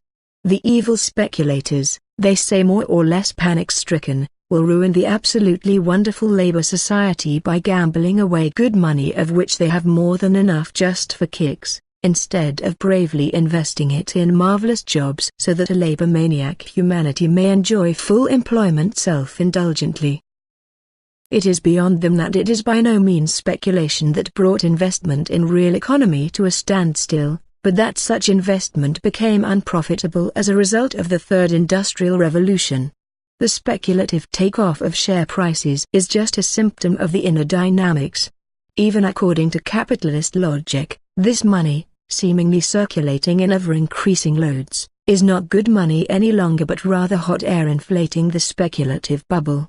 Any attempt to tap this bubble by means of whatsoever tax, Tobin tax, etc., to divert money flows to the ostensibly correct and real social treadmills will most probably bring about the sudden burst of the bubble.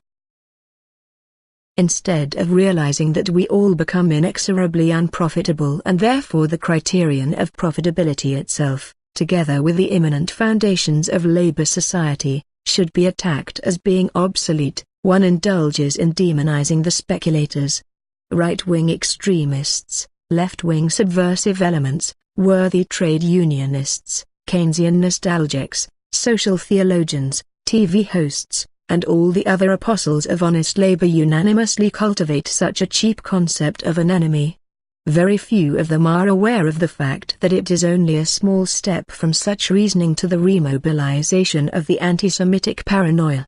To invoke the creative power of national-blooded non-monetary capital to fight the money-amassing Jewish international monetary capital threatens to be the ultimate creed of the intellectually dissolute left, as it has always been the creed of the racist, anti-Semitic, and anti-American job creation scheme right. As soon as labor in the direct form has ceased to be the great wellspring of wealth, labor time ceases and must cease to be its measure, and hence exchange value must cease to be the measure of use value. With that, production based on exchange value breaks down, and the direct, material production process is stripped of the form of penury and antithesis. Karl Marx, Foundation of the Critique of Political Economy, 1857 14. Labor cannot be redefined. After centuries of domestication, the modern human being cannot even imagine a life without labor. As a social imperative, labor not only dominates the sphere of the economy in the narrow sense, but also pervades social existence as a whole, creeping into everyday life and deep under the skin of everybody. Free time, a prison term in its literal meaning, is spent to consume commodities in order to increase future sales. Beyond the internalized duty of commodity consumption as an end in itself and even outside offices and factories, labor casts its shadow on the modern individual. As soon as our contemporary rises from the TV chair and becomes active, every action is transformed into an act similar to labor. The joggers replace the time clock by the stopwatch, the treadmill celebrates its postmodern rebirth in chrome-plated gyms, and holidaymakers burn up the kilometers as if they had to emulate the year's work of a long-distance lorry driver. Even sexual intercourse is orientated towards the standards of sexology and talk show boasting. King Midas was quite aware of meeting his doom when anything he touched turned into gold. His modern fellow sufferers, however, are far beyond this stage. The demons for work, labor, even don't realize any longer that the particular sensual quality of any activity fades away and becomes insignificant when adjusted to the patterns of labor. On the contrary, our contemporaries quite generally only ascribe meaning, validity and social significance to an activity if they can square it with the indifference of the world of commodities. His labor's subjects don't know what to make of a feeling like grief. The transformation of grief into grieving work, however, makes the emotional alien element a known quantity one is able to gossip about with people of one's own kind. This way dreaming turns into dreaming work, to concern oneself with a beloved one turns into relationship work, and care for children into child-raising work past caring. Whenever the modern human being insists on the seriousness of his activities, he pays homage to the idol by using the word work, labor. The imperialism of labor then is reflected not only in colloquial language. We are not only accustomed to using the term work, labor inflationary, but also mix up two essentially different meanings of the word.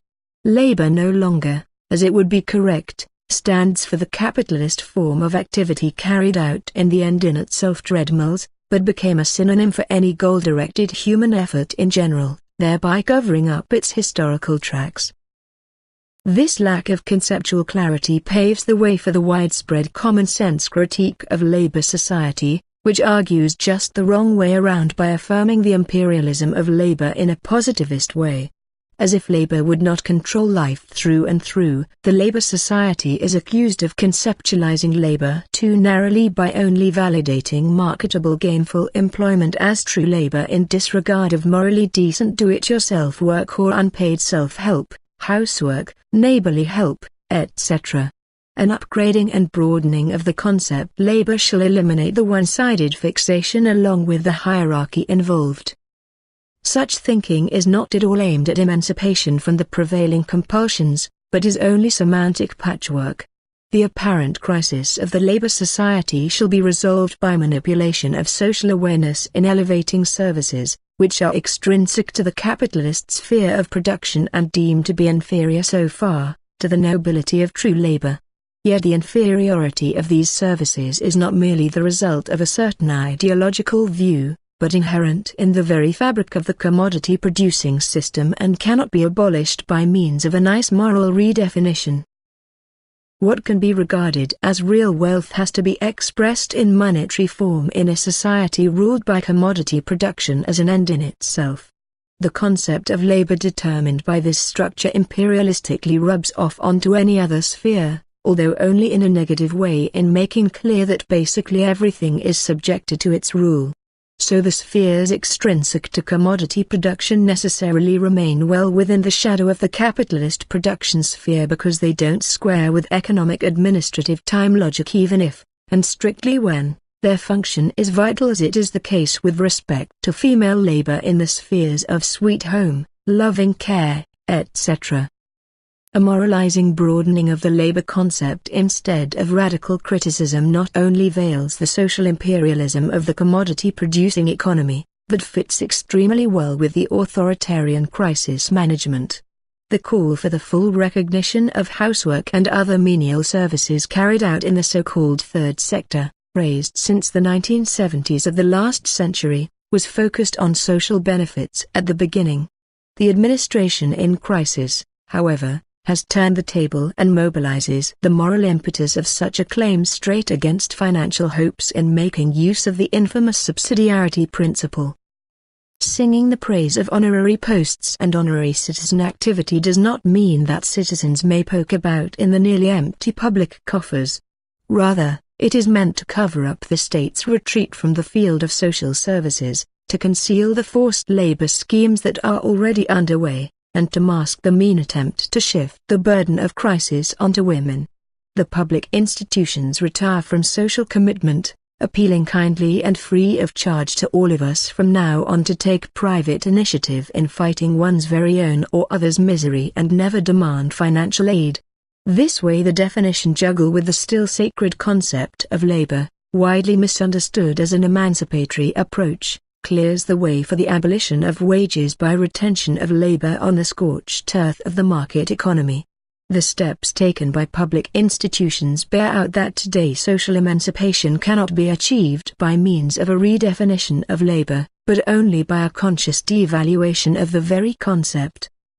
Along with material prosperity, ordinary person-related services would increase immaterial prosperity. The well-being of the customer will improve if the service provider relieves him of cumbersome chores. At the same time, the well-being of the service provider will improve because the service rendered is likely to strengthen his self-esteem. The rendering of an ordinary, person-related service is better for the psyche of the service provider than the situation of being jobless. Report of the Commission on Future Social Questions of the Free States of Bavaria and Saxony, 1997. Properly, thou hast no other knowledge but what thou hast got by working, the rest is yet all a hypothesis. Thomas Carlyle, Working and Not Despairing, 1843. 15. The crisis of opposing interests. However much the fundamental crisis of labor is repressed and made a taboo, its influence on any social conflict is undeniable. The transition from a society that was able to integrate the masses to a system of selection and apartheid, though, did not lead to a new round of the old class struggle between capital and labor. Rather, the result was a categorical crisis of the opposing interests as inherent in the system as such. Even in the period of prosperity after World War II, the old emphasis of class struggle was on the wane. The reason for that was not that the preordained revolutionary subject, that is the working class, had been integrated into society by means of manipulative wheelings and dealings and the bribes of a questionable prosperity. On the contrary, the emphasis faded because the logical identity of capital and labor as functional categories of a common social fetish form became evident on the stage of social development reached in the times of Fordism. The desire to sell the commodity labor power at best price, as immanent in the system, destroyed any transcendental perspective. Up to the 70s of last century, the working class struggled for the participation of ever larger sections of the population in the venomous fruits of the labor society. Under the crisis conditions of the Third Industrial Revolution, however, even this impetus lost momentum. Only as long as the labor society expanded, was it possible to stage the battle of opposing interests on a large scale. When the common foundation falls into ruins, it becomes more or less impossible to pursue the interests as inherent in the system by means of joint action. Dissolidarity becomes a general phenomenon. Wage workers desert trade unions, senior executives desert employers' associations, everyone for himself, and the capitalist system God against everybody. Individualization, so often invoked, is nothing but another symptom of the crisis of labor society. It is only on a microeconomic scale that interests may still be able to combine. Inasmuch as it became somewhat of a privilege to organize one's very own life in accordance with the principles of business administration, which, by the way, makes a mockery of the idea of social emancipation, the representation of the interests of the commodity labor power degenerated into tough lobbyism of ever smaller sections of the society. Whoever is willing to accept the logic of labor has to accept the logic of apartheid as well. The various trade unions focus on ensuring that their ever smaller and very particular membership is able to sell its skin at the cost of the members of other unions.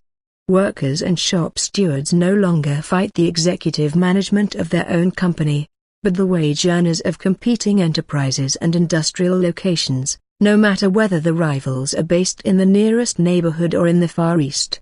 Should the question arise, who is going to get the kick when the next internal company rationalization becomes due, the colleagues next door turn into foes. The uncompromising dissolidarity is not restricted to the internal conflicts in companies or the rivalry between various trade unions. As all the functional categories of the labor society in crisis fanatically insist on the logic immanent in the system, that is, that the well-being of humans has to be a mere byproduct or side effect of capital valorization, nowadays basically any conflict is governed by the Street Florian principle. German saying/prayer, Holy Street Florian, please spare my home. Instead of that you may set on fire the homes in my neighborhood. Street Florian is the patron saint of fire protection. All lobbyists know the rules and play the game. Any penny received by the clients of a competing faction is a loss. Any cut in social security payments to the detriment of others may improve one's own prospect of a further period of grace. Thus the old age pensioner becomes the natural adversary of all social security contributors, the sick person turns into the enemy of health insurance policyholders, and the hatred of native citizens is unleashed on immigrants.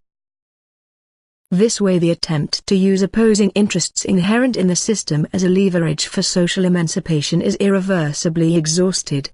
The traditional left has finally reached a dead end. A rebirth of radical critique of capitalism depends on the categorical break with labor. Only if the new aim of social emancipation is set beyond labor and its derivatives, value, commodity, money, state, law as a social form, nation, democracy, etc., a high level of solidarity becomes possible for society as a whole. Resistance against the logic of lobbyism and individualization then could point beyond the present social formation, but only if the prevailing categories are referred to in a non-positivist way. Until now, the left shirks the categorical break with labor society.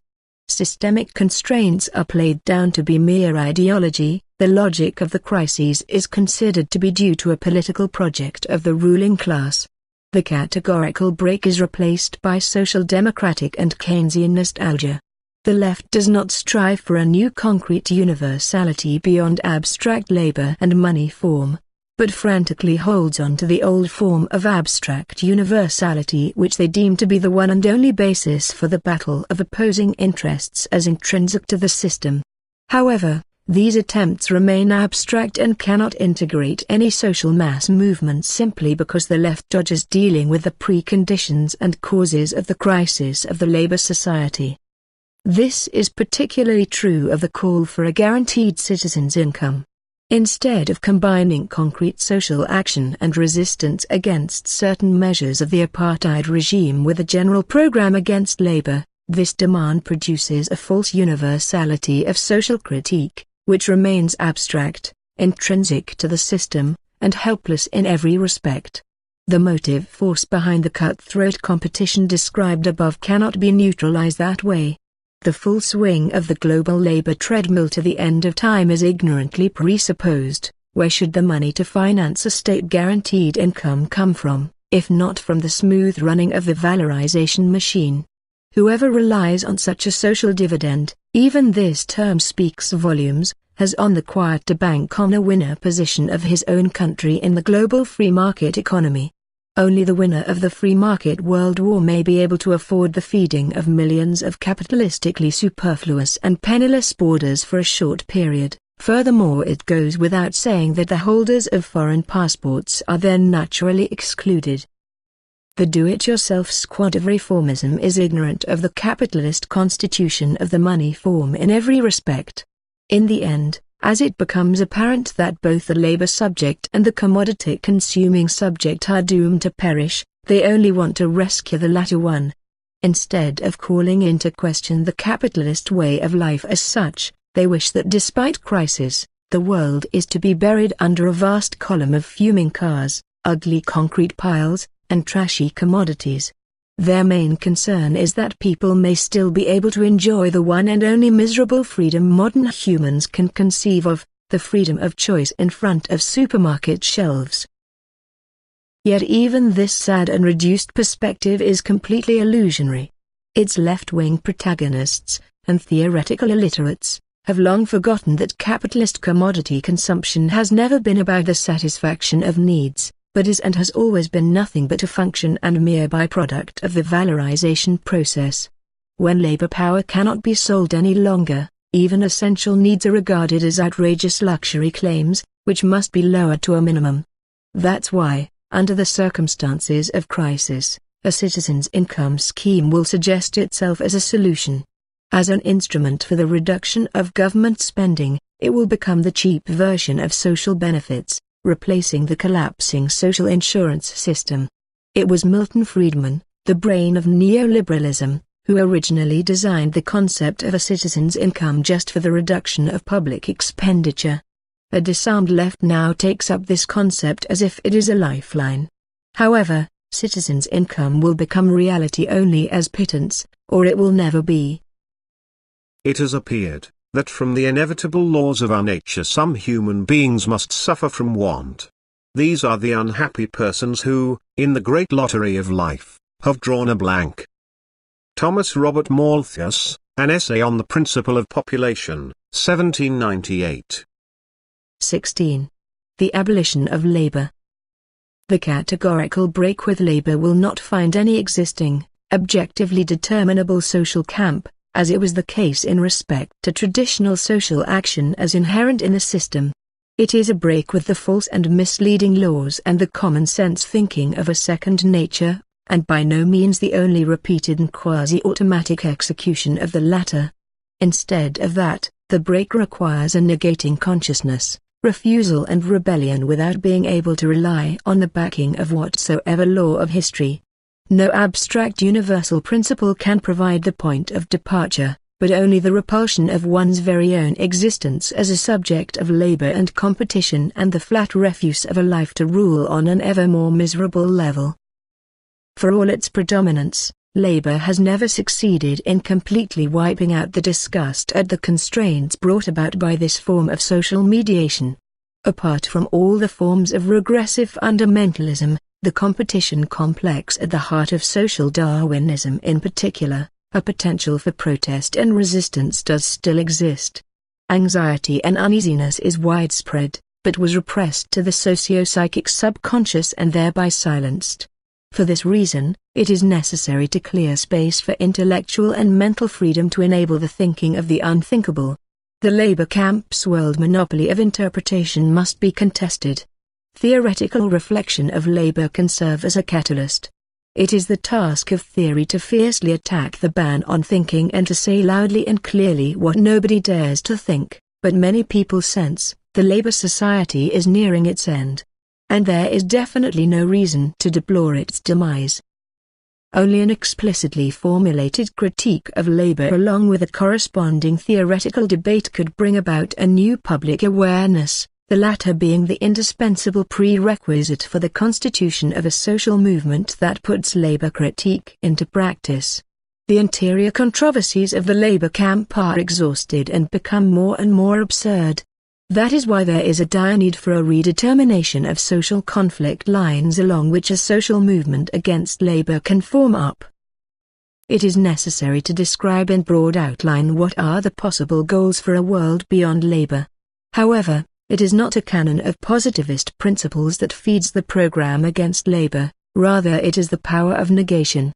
In the course of the enforcement of labor, the basic means and social relations constituting life were alienated from humans.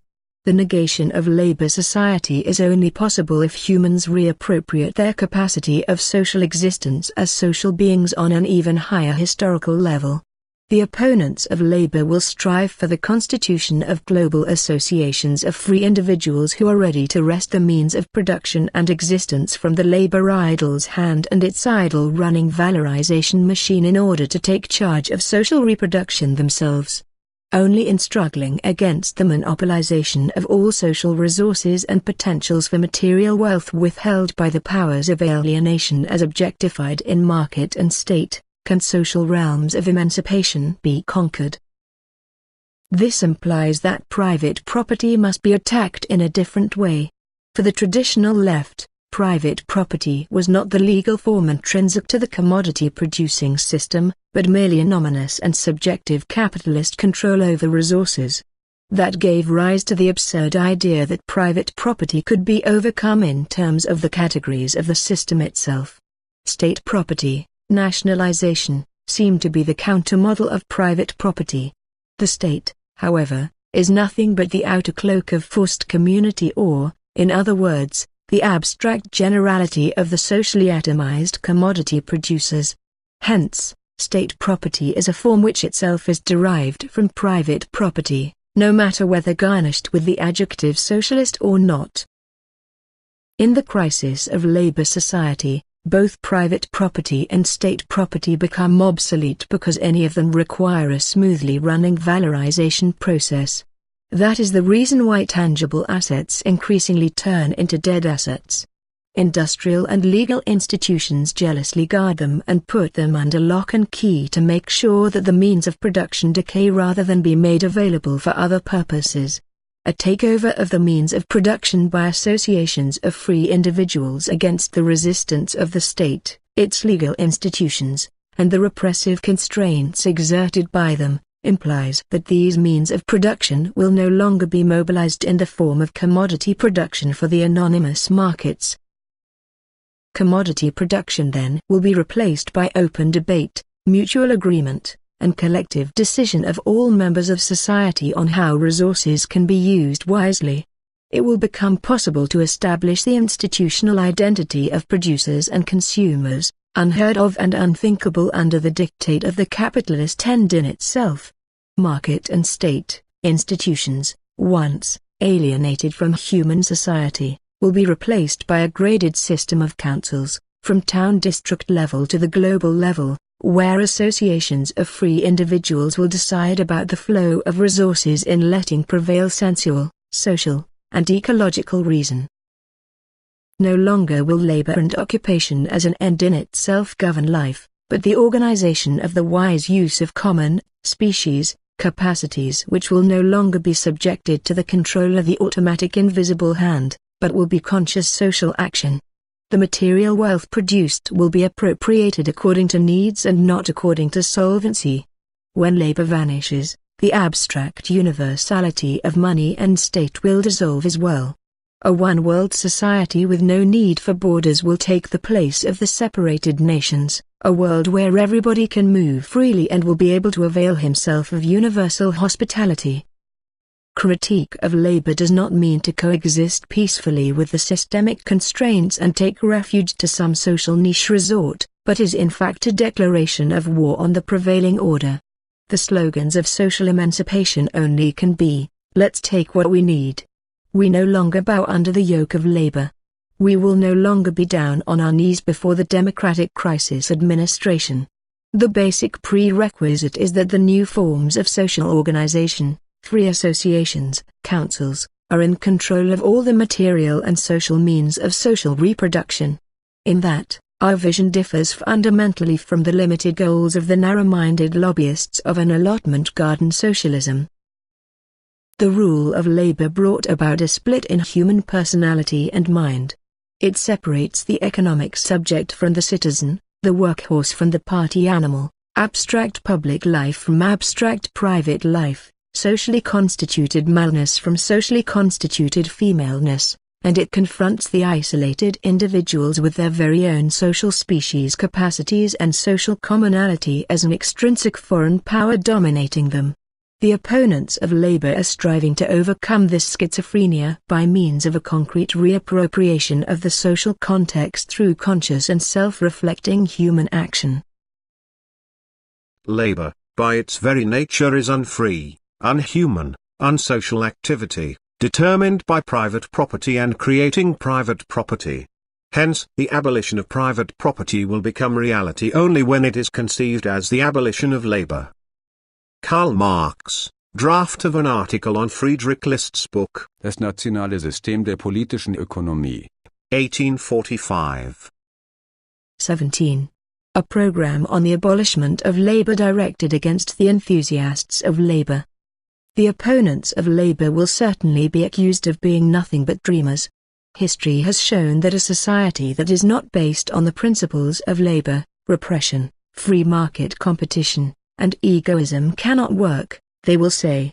Do you, apologists of the prevailing order, really want to claim that the capitalist commodity production has brought about at least a passable life for the majority of the global population? Do you call it smooth working if, due to the rapid growth of the productive forces, billions of humans are ostracized and can consider themselves lucky when they can survive on waste dumps? What about those billions of other people who can only endure their harassed life under the rule of labor in isolating themselves and numbing their minds by exposing themselves to a constant stream of dreary entertainment and fall mentally and physically sick in the end? What about the fact that the world is made a desert currently just to breed more money out of money? Well, that's the way your marvelous labor system works. To be honest with you, we really don't want to cover ourselves with the glory of such exploits. Your conceit rests on your ignorance and the weakness of your memory. In justification of your present and future crimes, you rely on the disastrous state of the world as brought about by your earlier crimes. It slipped your mind, actually you suppressed all memory of it, that the state was obliged to commit mass murder to drum your false law of nature into people until it became their second nature to consider it a privilege to be employed under the orders of the system idol who drains their life energy for the absurd end in itself.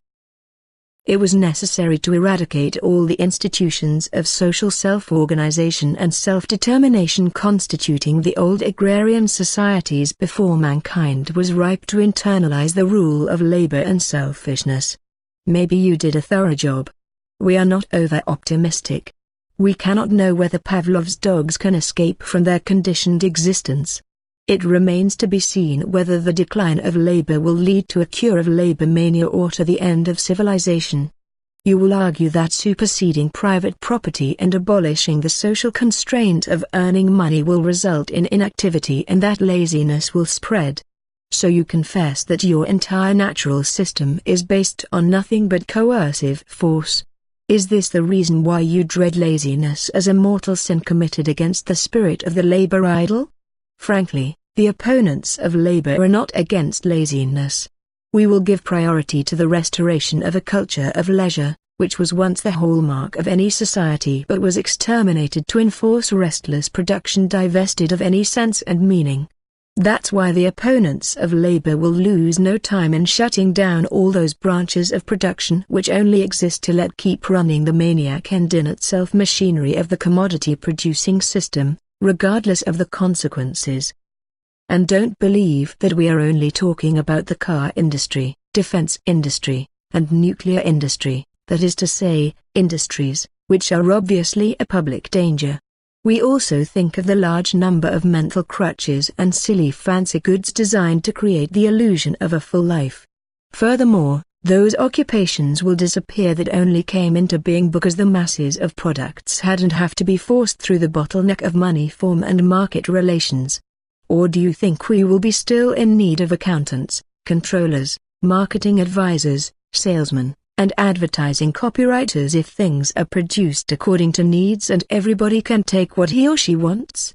Why should there be revenue officers and police forces, welfare workers and poverty administrators when there is no private property to protect, no poverty to administer, and nobody who has to be drilled in obeying alienated systemic constraints?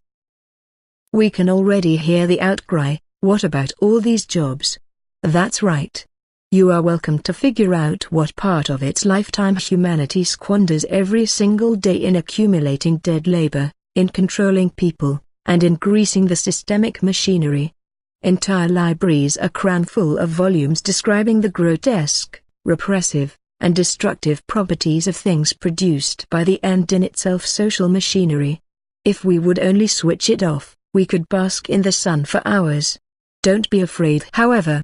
That does not mean that all activity will cease if the coercion exerted by labor were to disappear.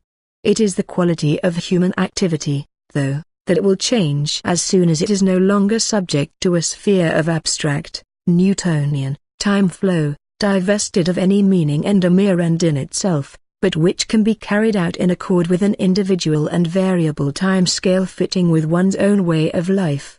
The same applies to large-scale production when people will be able to decide themselves how to organize the procedures and sequences of operation without being subjected to the compulsions of valorization. Why should we allow the impertinent impositions forced upon us by means of the law of competition to haunt us? It is necessary to rediscover slowness and tranquility. What will not vanish are housekeeping and the care for people who became invisible under the conditions of the labor society. Basically all those activities that were separated from political economy and stamped female. Neither the preparation of a delicious meal, nor baby care can be automated.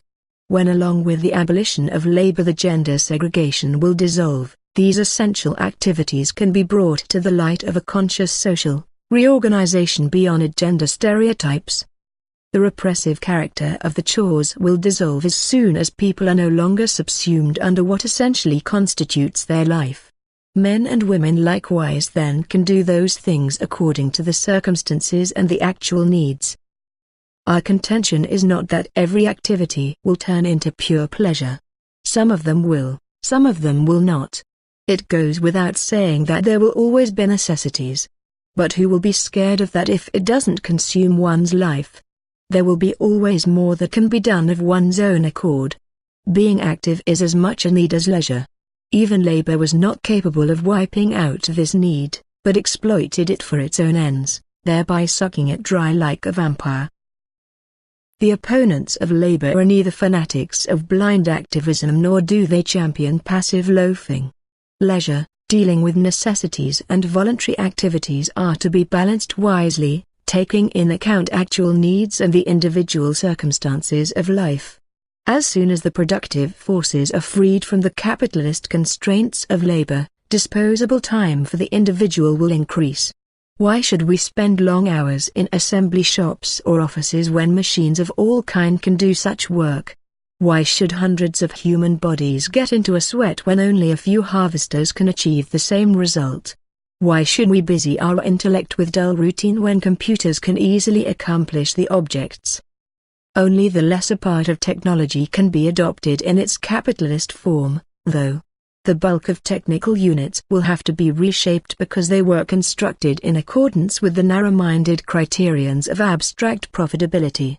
On the other hand, for the same reason, many technological conceptions were debarred from realization. Even though solar energy can be produced just round the corner, Labour Society banks on centralized large-scale power stations at the hazard of human life. Ecologically friendly methods of cultivation are well known long since, but the abstract profit calculation pours thousands of toxic substances into the water, ruins the fertile soil, and pollutes the air. For mere economic administrative reasons, construction components and groceries are sent round the globe, although most things could be produced locally and could be delivered by short-distance freight traffic. For the most part, capitalist technology is just as absurd and superfluous as the entailed expenditure of human energy utilized in the industrial process. We don't tell you anything new. You do know all these things very well. Nevertheless, you will never draw their logical consequences and will act accordingly. You refuse to decide consciously how to make use of the means of production, transportation, and communication wisely, and which options should be discarded because they are destructive or simply unnecessary. The more hectically you reel off your mantra of freedom and democracy, the more grimly you refuse any social freedom of choice in respect of even essential matters because of your desire to keep on obeying the ruling corpse of labor and its pseudo-laws of nature. But that labor itself, not merely in present conditions but insofar as its purpose in general is the mere increase of wealth, that labor itself, I say, is harmful and pernicious, follows from the political economist's line of argument, without his being aware of it. Karl Marx, Economic Philosophical Manuscripts, 1844. 18. The struggle against labor is anti-politics. The abolition of labor is anything else but obscure utopia. In its present form, global society cannot survive for more than 50 or 100 years. The fact that the opponents of labor have to deal with the clinically dead labor idol does not necessarily make their task any easier. The more the crisis of labor society is worsening and reformist attempts of repair work fail, the more the gap is widening between the isolated and helpless monads as constituted by capitalist society and the potential formation of a movement that is ready to reappropriate the socially constituted species' capacities. The rapid degeneration of social relations all over the world proves that the old ideas and sentiments on labor and competition are unshaken, but are readjusted to ever lower standards. Step-by-step de-civilization seems to be the natural course of the crisis despite widespread discontent and unease. Especially because of these bleak prospects, it would be fatal to refrain from criticizing labor practically by means of a comprehensive socially all-embracing program and to confine oneself to the scraping of a bare living in the ruins of labor society. Criticism of labor will only stand a chance if it swims against the tide of desocialization instead of being carried away by it. The standards of civilization, however, cannot be defended by means of democratic politics, but only by fighting against it. Those who aim at the emancipatory reappropriation and transformation of the entire social fabric can hardly ignore the authority that has so far organized the general conditions. It is impossible to rebel against the expropriation of the social general capacities without heading for confrontation with the state. The state is not only the custodian of about 50% of the national social wealth, but also guarantees that all social capacities are compulsorily subject to the dictates of valorization. It is a truism that the opponents of labor cannot ignore state and politics. Yet it is also true that the opponents of labor cannot succeed in being supportive of the state. If the end of labor implies the end of politics, a political movement for the abolition of labor is a contradiction in terms. The opponents of labor make demands on the state, but they do not form a political party and will never do so. The whole point of politics is to seize power, that is to become the administration, and to carry on with labor society. That's why the opponents of labor don't want to take the control centers of power, but want to switch them off. Our policy is anti-politics. State and politics of the modern age and the coercive system of labor are inseparably intertwined and have to disappear side by side. That waddle about a renaissance of politics is just an attempt to haul back the critique of economic terror to the right road of positivist civil action. Self-organization and self-determination, however, is the exact opposite of state and politics. Winning socio-economic and cultural freedom is not feasible in a political roundabout way, through official channels, or other wrong tracks of this sort, but in constituting a counter-society. Freedom neither means to be the human raw material of the markets, nor does it mean to be the dressage horse of state administration. Freedom means that human beings organize their social relations on their own without the intervention and mediation of an alienated apparatus. According to this spirit, the opponents of labor want to create new forms of social movement and want to occupy bridgeheads for a reproduction of life beyond labor. It is now a question of combining a counter-social practice with the offensive refusal of labor. May the ruling powers call us fools because we risked the break with their irrational compulsory system. We have nothing to lose but the prospect of a catastrophe that humanity is currently heading for with the executives of the prevailing order at the helm. We can win a world beyond labor. Workers of all countries, call it a day.